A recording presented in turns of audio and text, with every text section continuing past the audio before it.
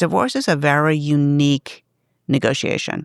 We must negotiate with each other. We cannot, if this doesn't work out, buying this house or buying this car or with this job, go on and buy another house, another car, get another job.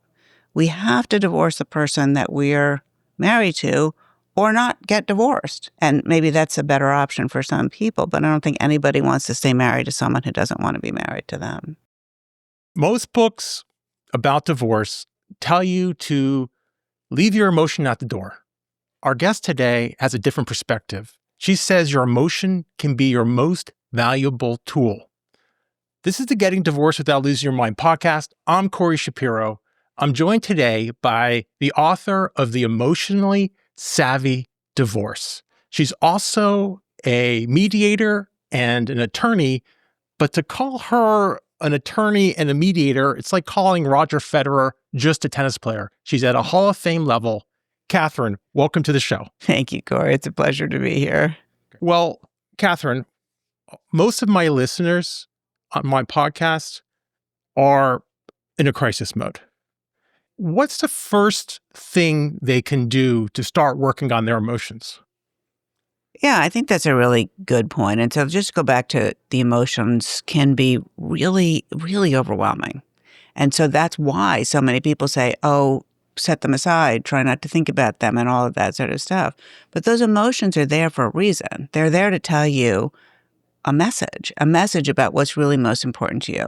And so I think that the most important thing in the beginning is to try to sort through them and figure out what's going on. And for a lot of people, that can be talking about it with somebody else. So a coach, a therapist, a good friend, but you don't want to overdo the friend thing because they're going to stop taking your calls if you overdo that too much.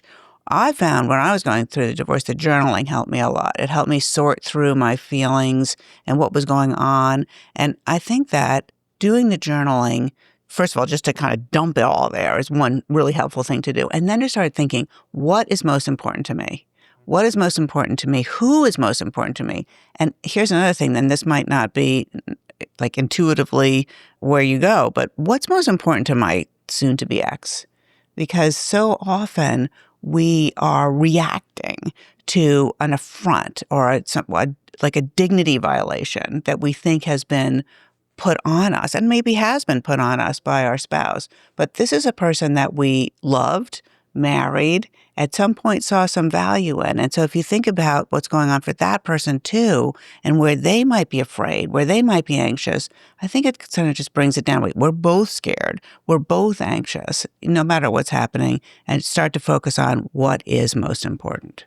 Yeah. I mean, you bring up anxiety and, a lot of my listeners having the sleepless nights, hearts racing, really worried about that. Are you saying that they should do just journaling, even if it's that anxiety, or is there something more they should do? Well, anxiety, you have to think about where does that come from, right? And so if you think about it, Corey, where does it come from? Fear. Yeah? Okay, so the difference between fear and anxiety, fear is you know what you're afraid of, and you're reacting to that. So anxiety is just sort of fear without a place to put it. Mm. And none of us like to be anxious. I was in my 40s before I realized it wasn't going to kill me, and I'm not kidding, right? So what happens when you're anxious is you cast around in your mind for something that's going to make you feel less anxious, and then you land on something. Staying in the home, having Thanksgiving with the kids, whatever it is that is, and you're like, oh, well, if I got this, then I could feel better. I could sleep at night. And then you latch on to that, what's really a position. And you're like, I'm going to go to the mat. I'm going to die on this hill for this thing that might or might not solve that anxiety. So in the middle of the night, fine. Go find something up. Think about a solution that'll make you feel better and work toward that. But if in the daylight, working with it's really helpful to do this with a professional, not your lawyer, but someone who's a mental health professional who can help you sort through this. Really start to think about what those things are underneath and work toward that, if that makes sense. No, it does. It does. I think it's a big thing, anxiety. And I think having that, usually you're making at least for me, I'm making or worse decisions. 100%. I think that in my own experience, just again, talking about myself, when I'm really anxious and I make a reactive decision to solve that, to make myself feel better, a day, 2 days, a week, a month, a year later, I think, wow, that was a stupid thing I did, and it was just to try to make myself feel better in the minute. But if I could have stood it and leaned into that anxiety for a little bit longer to figure out what was really going on, Yeah. I would have made a better decision. Yeah, that's good advice. In your book, I really enjoyed where you wrote about the difference between being, happy and being right, and how the ego comes up and could be very costly. Can you talk a little bit about that? Sure. Well, it turns out we're all a little bit hardwired to be be right. I love to be right, and We are attorneys, right? Exactly. And if you were to ask my family, they would agree that I like to be right. But sometimes being right comes at the cost of something more valuable, being happy. And if I'm okay letting the other person be right every once in a while in order to get something that makes me happy, you got to measure the value of proving your point versus your overall happiness. And I think that's a really valuable question to ask in every relationship that you have, and certainly in every negotiation. I'm always an advocate for letting the other person be a little bit right in order to get my client to get something that makes them a little bit happier. Yeah, that's like more advanced negotiation, I feel, where you're sort of giving them what they want to get sort of what you want. Because if you just try to get what you want, then it's going to be a little bit just more friction. For sure. Yeah. I mean, if you make it a sort of binary right-wrong negotiation, then it's a zero-sum game, meaning like everything that you and I are in negotiation, everything that I get, you lose, and everything you get, I lose. Well, that's a real misunderstanding of certainly a divorce negotiation. Probably most negotiations have a little bit more depth to that. Yeah. All right. So let's switch gears and talk a little bit about the eternal work, which you focus a lot in your book. One thing I think my listeners are going to find challenging to accept is you talk about how you have to, think about your soon-to-be ex's viewpoint, even though they're the one who's wronged. And you're like, why would I want to think about their viewpoint? I want to think about my viewpoint. So how can they do that where they have such strong feelings that they don't even want to think about them? They just want, they've never been thought of for maybe years. How do they do that? Yeah. Well, it's not easy. Yes. It's not easy, but you're not doing it for the purpose of making them right. You're doing it for the purposes of getting a good deal.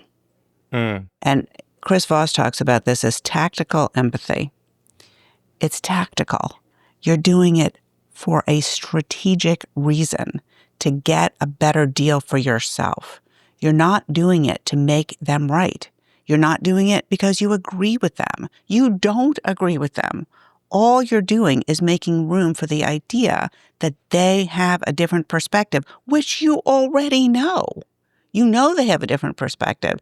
And for so long, Corey, I have a couple of conflict conversations with my husband, who you know, where basically I say something, he says something, I say something, he says something, and then the thing that comes into my mind to say, I'm right. I'm so right. You would agree I was right. The listeners would agree that I was right. God would agree that I'm right. But I also know that if I just point out how right I am to Richard, I could literally script out the next 20 minutes and we're going to walk away from that conversation frustrated and unhappy. Or I could make some room for his perspective, wrong as it is, and we could have a more productive conversation. That was a really good point, breaking out of these conflict patterns that are paramount. And even if you're, going through a divorce, I always think about co-parenting, and you're going to have that type of relationship, and what type of relationship you're going to have with your ex, I think is really going to influence your children's behavior and how they're going to relate to their mates, how they're going to relate to their children. So I think if you can do that earlier, even if you're, not going to reconcile, working on this, I think, is very helpful, especially for children. Do you agree? I totally Yeah. agree. I think with children, once upon a time, I was having lunch at a restaurant locally, and I ran into a guy who had done thousands of forensic psychologists, had done thousands of custody forensic evaluations. And I said, well, what is the one piece of advice you would give to parents? And he said, don't fight. It's better to make the wrong parenting decision than to fight about the right one. Now, that doesn't mean that you can't have discussion. Each person airs their views. That's what he was talking about was prolonged conflict. It's better to send them to the wrong school than to keep arguing about what the right one is. Yeah, no, I've heard that so much. It's not necessarily one parent getting sole custody 50-50. It's how the other parent feels about that decision. And I think that's more important. So if everyone's happy with 50-50, that could work. And if no one's happy with 50-50, then that might be a problem. Yeah, exactly. And I think that the listeners might be thinking, well, listen, my ex, there's no way I'm going to be able to work it out with him or her because that person rode here on a broomstick. They're like impossible to deal with. This is something you can do yourself. My ex-husband is a very challenging person. And I remember one time having this conversation. He was angry at me about being late to pick up the kids or something like that. And I spent a half an hour making sure I understood, reflecting back to him my understanding. At the end of that half an hour, I said, do you think I understand where you're coming from on this issue? And he said, yeah, I do. I said, are you interested in hearing my perspective? He said, not really. And he hung up. And I thought to myself, all right, I'm going to have to change my tactic here. I'm going to have to just make room for his in order to make room for myself. But he doesn't have to make room for my perspective. I do. Wow. I mean, that's you did a lot of energy. I mean, that's a lot of energy, a lot of patience to deal with someone like that. And then they're only about their needs, not about yours at all. Right. Well, so I'm saying that this can work even when you're dealing with someone like that who really doesn't give a flying fart about what you think or what you want and is a difficult person. Yeah, you have the opportunity to change this relationship. And if you don't, you allow them to frame the conversation, you allow them to frame the dialogue and the co-parenting, and then you lose. Let's talk about some of the tools you bring up in your book. And one of them, which I really enjoyed, was the 3 levels of conflict.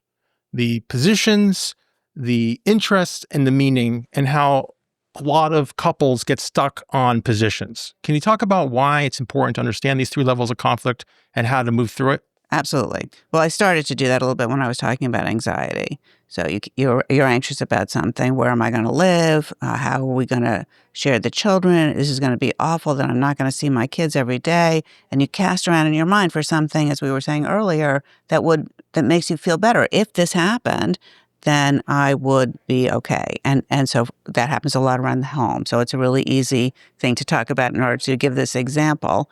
And so the question is, where am I going to live? This is going to be so disruptive for the children. There's going to be so much instability for them and for me. So I'm going to stay put. And you latch onto the idea, I'm going to stay in the house. Right. Okay. So that's your position. That's the top level. That's the thing you asked for at the beginning. I'm staying in the house.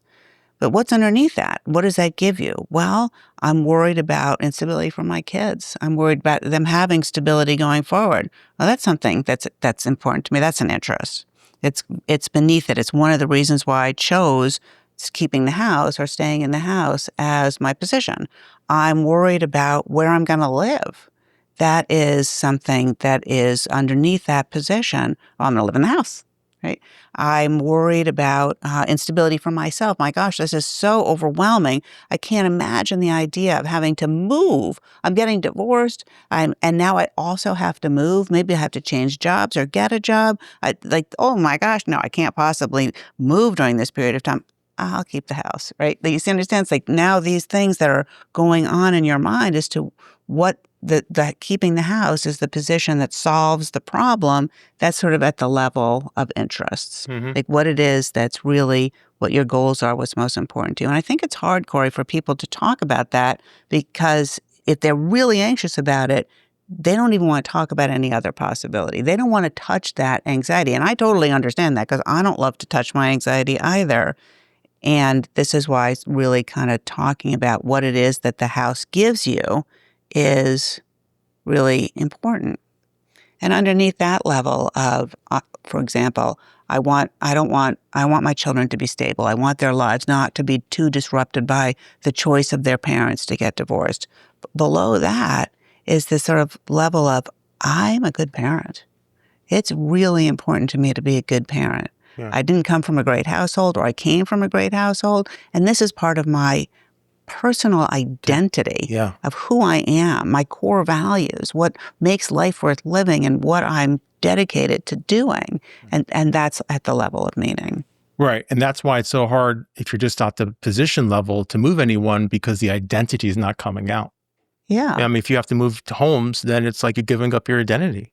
Yeah. And how do you do that? Exactly. And you can't. You'll fight to the death for that, right? Yes. Yeah. And so that's why taking the time to sort through what's going on and why, even though that's painful sometimes, is really, really helpful. And oftentimes the position is not the best solution to the problem. I remember when I was getting divorced, I thought, I'm going to hold on to the big home, right? Exactly just what I was just talking about, how other people can do that.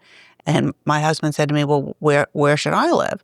And we were living in Manhattan at the time, and I'd been on the board of directors of both the co-ops that we lived on. And I said, you should buy an apartment in this building, which was a building that was across the street from the first apartment that we owned in the city.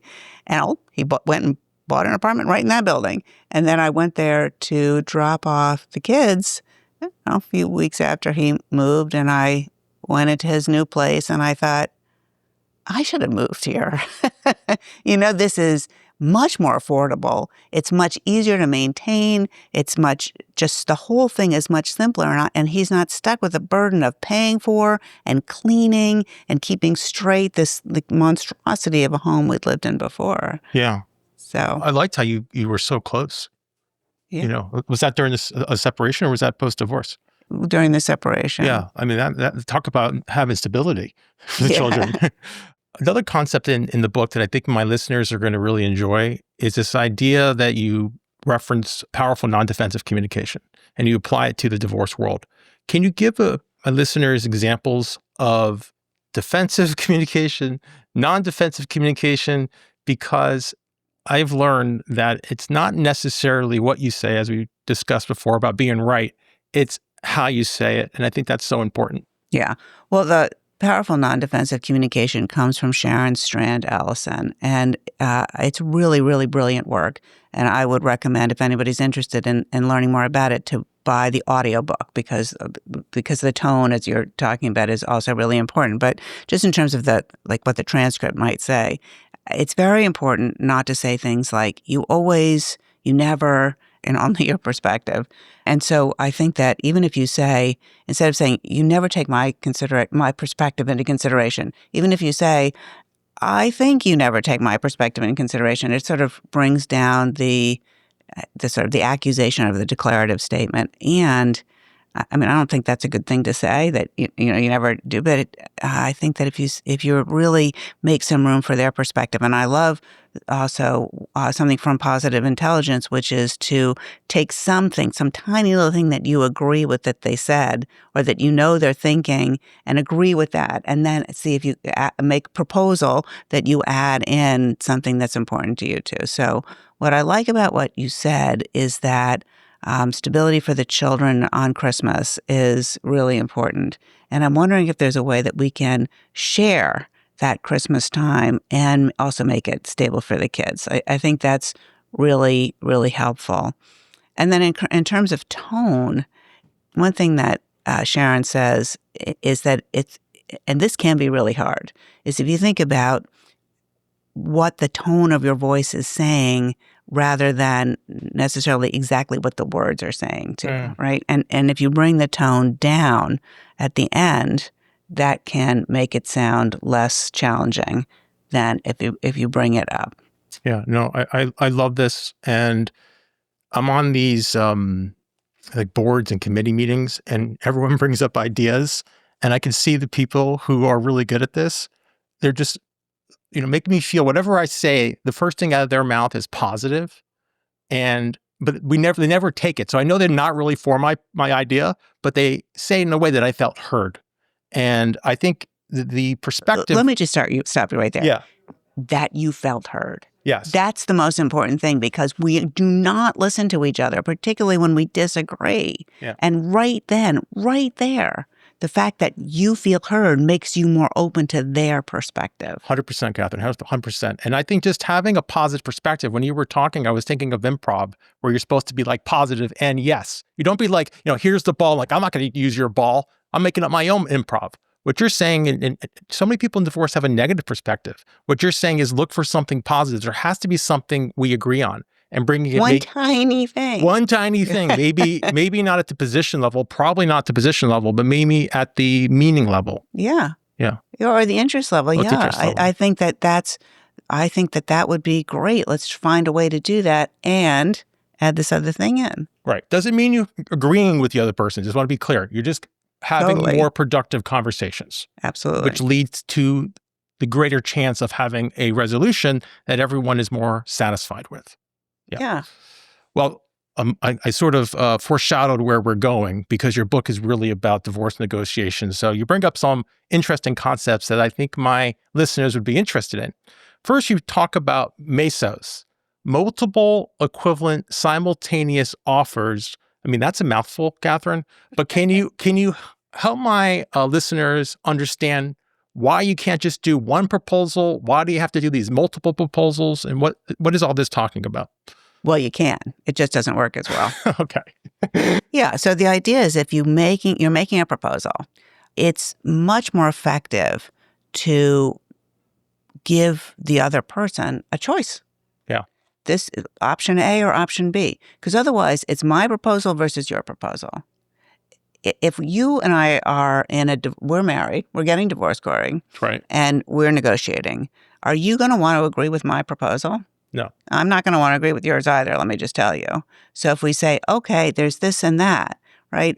You could choose this or that. You could say, all right, and these also have to be based on my proposals have to be, or are going to land a lot better if they land based on my understanding of what's important to you, right? So I heard the stability was important to you, Corey. So here's one way to give it, and here's another way to give it. Here's ways that could work on the house this way or that way. And it's much less, again, it's less binary, it's less right and wrong, because we're hardwired for this false paradigm of right versus wrong. Yeah. And the only thing that you're going to hear when I make my proposal to you, if I only give you one, is how wrong I am. Yeah. Wrong, wrong, wrong, wrong, wrong. Right. Not. This doesn't work.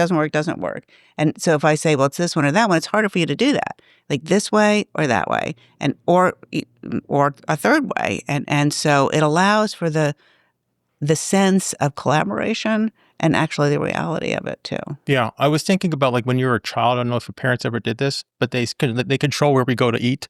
But they say, Corey, do you want to go for Italian or do you want to go for Mexican? And they were happy with either place. I liked that much better when, like, we're going to Mexican. Right. I was like, I don't want to go to Mexican. But it really wasn't probably about the Mexican, just having a choice. No, you have the choice. And, but they know they don't want Chinese. And so they're going to get Italian or Mexican. It's fine. Yeah, it's right? fine with and them. Everybody's happy. Right. Yes. I like that. Another concept you bring up is this BATNA and WATNA. Tell us about this alphabet soup. I mean, what's going on here? Okay. Well, the BATNA is the best alternative to a negotiated agreement, and the WATNA is the worst alternative to a negotiated agreement, which means we're discussing, and maybe your listeners know this, but in New York, 97% of divorces settle before a judge makes a decision after a trial, and nationwide, it's 95%. So statistically speaking, we're very likely to settle in some form of negotiation. So the question is, what happens if you don't? And a lot of times discussions about, and I'm going to put air quotes around this word, the law, are about the BATNA or the WATNA, right? If we can't work it out here and we have to go to Judge so-and-so to decide for us what is likely to happen there, right? Or we stop doing this negotiation, we don't get divorced. or we just live separately, or we go down, to some Caribbean country and get a divorce there. I mean, like, what are the options here? What happens if we can't work this out? And I think it's a really important question in divorce, because divorce is a very unique negotiation, because we must negotiate with each other. Yeah.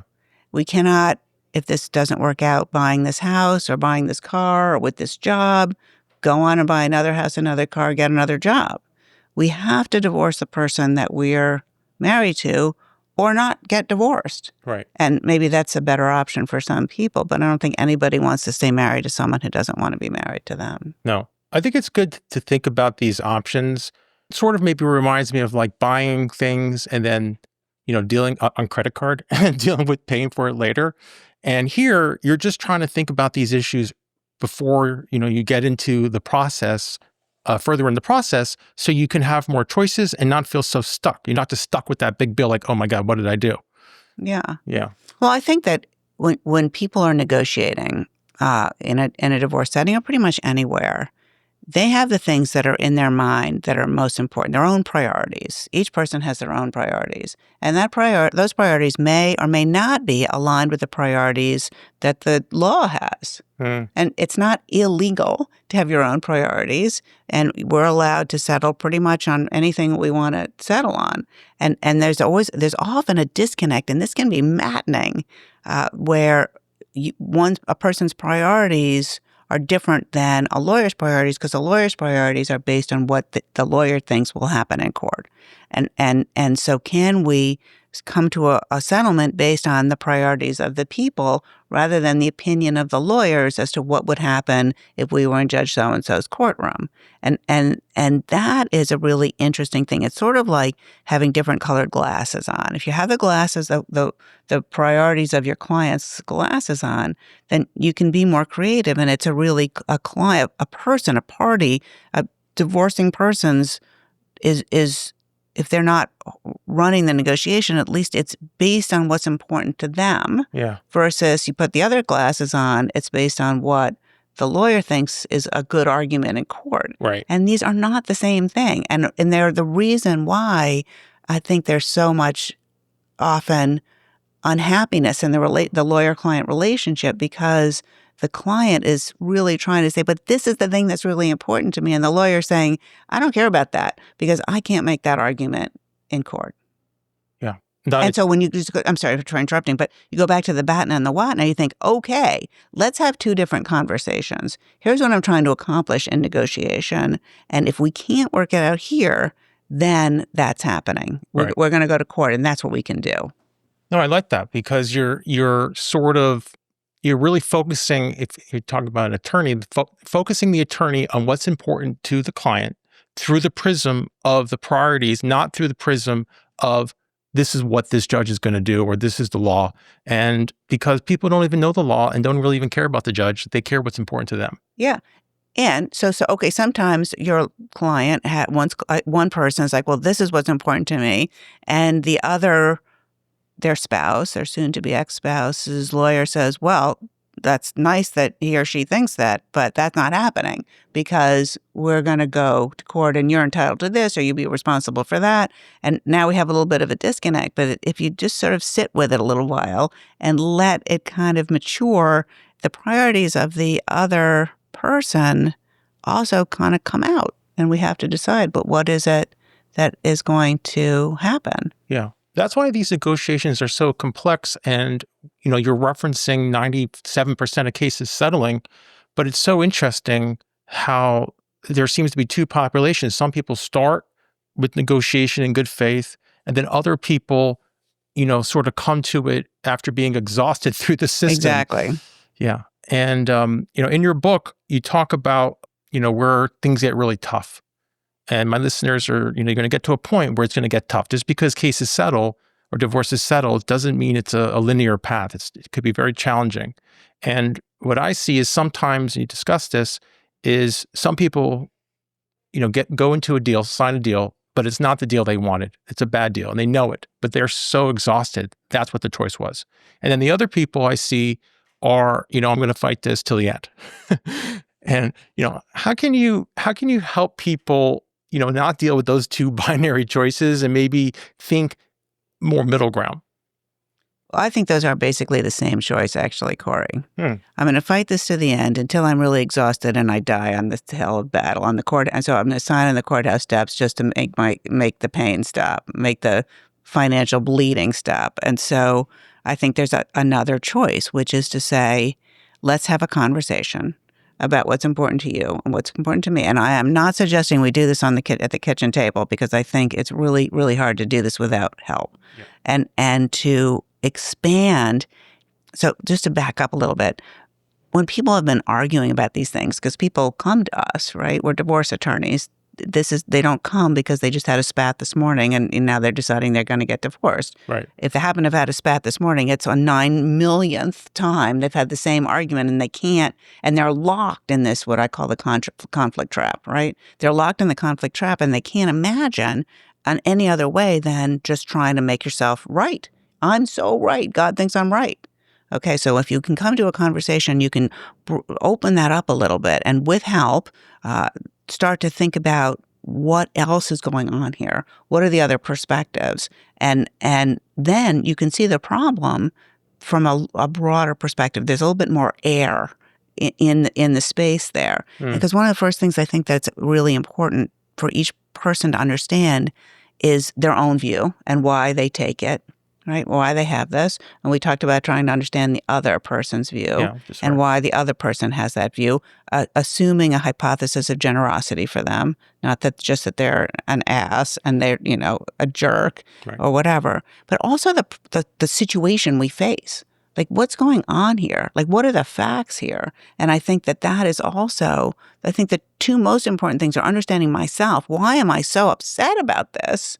Right? Why am I so dug in on this? What's going on for me? And what's actually the facts? What's possible? What is a different what is a kind of God's eye view or 10,000-foot view of this situation and all the players? And just doing that just sort of expands the view and kind of relaxes the situation and allows just enough of a shift where what seemed impossible to solve before, well, all of a sudden has some possibility. Yeah, untangling the knot. Exactly. Yeah. My listeners are, they're in this crisis mode, as we discussed. What's the one thing they can do to make their divorce easier based on, everything we discussed today? Yeah. Well, I think one thing is to start writing down what it is that's important to you and why. What it is that you think is important to your children if you have them and why. What do you think is important to your soon-to-be ex and why? And who else are you worried about? Are you worried about your families of origin? Are you worried about your neighbors, your friends, other people at the club? What are we going to do about this? And we're not solving this problem. Just write down the problem itself and don't task yourself with trying to fix it right from the beginning. Just trust this process that this will be fixed. And I think that is really, really helpful for your lawyer too. If you can come in with some sense of priorities in a thoughtful way that has emotion to it, right? But isn't driven by a sense of tremendous fear or anxiety or rage. I think that's one thing. And another thing is to really get clear on the situation. And like, I think of this as interior information and exterior information. So what I just talked about was interior information. What's going on for you? But also, what's actually in the bank? What do you owe? What do you spend? And where is that money going? And I think so many people, Corey, have so much self-judgment about that. I should be richer. I shouldn't be spending so much money on clothes. This is ridiculous that this is happening. And also judgment of the other person. You shouldn't be doing this. You shouldn't be doing that. This is not about a judgment. It's just about a measuring as to what it is so that you can sort through it in a way that actually will work. Yeah. No, I like how you're bringing awareness, intentionality to this process. And even if you're in this crisis mode, which I understand a lot of my listeners are, this is what you have to do. This is what you have to do. You end the book talking about this concept of the bardo, this intersection between what was and what will be.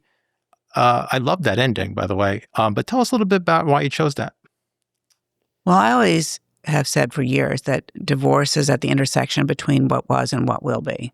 And it's an opportunity to reset yourself and reset your goals, get to know yourself again. And I don't know about you, but when I was a younger person, just out of law school, and I got married for the first time, well, I had all kinds of ideas about me and the world and what I wanted to do that, some of which didn't turn out to be exactly right.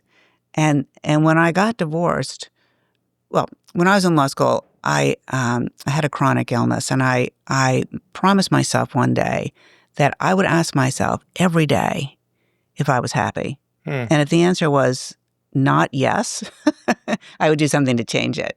And then when I was getting divorced, I realized, well, that's what made me decide to get divorced. I was like, wait 1 second. I have not been answering that question yes.